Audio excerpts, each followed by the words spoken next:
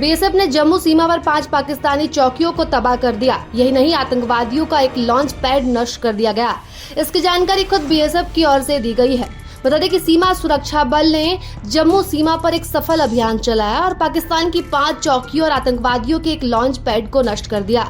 इस कार्रवाई की जानकारी बीएसएफ के एक अधिकारी ने दी है। बीएसएफ कमांडेंट चंद्रेश सोना ने बताया कि पाकिस्तान की गोलीबारी का मुंहतोड़ जवाब दिया गया, जिसमें उन्हें भारी नुकसान पहुंचाया गया।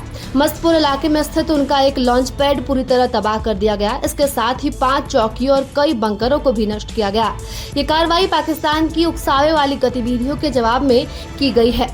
और चंद्रेश सोना ने बताया कि ऑपरेशन सिंदूर के बाद से ही पाकिस्तान लगातार नागरिक इलाकों और भारतीय प्रतिष्ठानों को निशाना बना रहा है। उन्होंने कहा कि 10 मई को पाकिस्तान ने हमारी चौकियों, तैनाती स्थल और गांवों को निशाना बनाया। उन्होंने कहा कि हम पाकिस्तानी सेना का सामना कर रहे थे, जो पाकिस्तानी रेंजर्स के साथ मिलकर लड़ रही थी। हमने पाकिस्तानी सेना और रेंजर्स दोनों को ही भयंकर नुकसान पहुँचाया।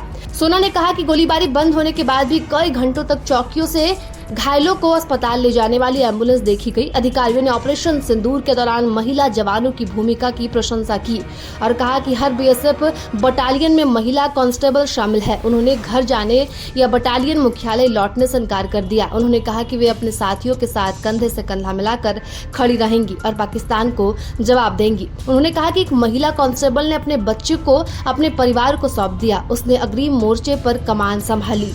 वहीं उपराष्ट्रपति जगदीप धनखड़ ने ऑपरेशन सिंदूर की सराहना करते हुए कहा कि जब 22 अप्रैल को पहलगाम में पाकिस्तान द्वारा आतंकवादी हमला किया गया, तब भारत ने बेहद प्रभावी तरीके से जवाब दिया। उन्होंने कहा कि जैश-ए-मोहम्मद और लश्कर-ए-तैयबा के मुरीदके और बहावलपुर स्थित ठिकानों को सटीकता से निशाना बनाया गया और भारतीय सेना की कार्रवाई से दुनिया को एक स्पष्ट संदेश देने की कोशिश की गई। भारत अब आतंकवाद को किसी भी सूरत में बर्दाश्त नहीं करेगा। उपराष्ट्रपति ने कहा कि तेजी से बदलते भू राजनीतिक माहौल में वैश्विक व्यापार, सामरिक हित, साइबर सुरक्षा और अंतर्राष्ट्रीय अपराध से निपटना एक चुनौती बनता जा रहा है और भारत की समुद्री सुरक्षा को भावी खतरे से निपटने के लिए तैयार करना होगा। भारत माल का लगभग 70% सामान समुद्र के रास्ते ले जाते हैं। इसके लिए समुद्री सुरक्षा को सशक्त बनाना होगा ताकि मांग बढ़े और देश भी तेजी से आगे बढ़ सके। मौजूदा समय में भारत वैश्विक आर्थिक शक्ति और समुद्री शक्ति के तौर पर उभर रहा है। भारत शांति, सतत विकास और प्रगति के प्रति प्रतिबद्ध है। और धनखड़ ने लगभग 300 करोड़ रुपए की लागत वाली 3 परियोजनाएं राष्ट्र को समर्पित की। प्रधानमंत्री मोदी सरकार के दौरान योजनाओं को तय समय पर पूरा करने की मांग की गई।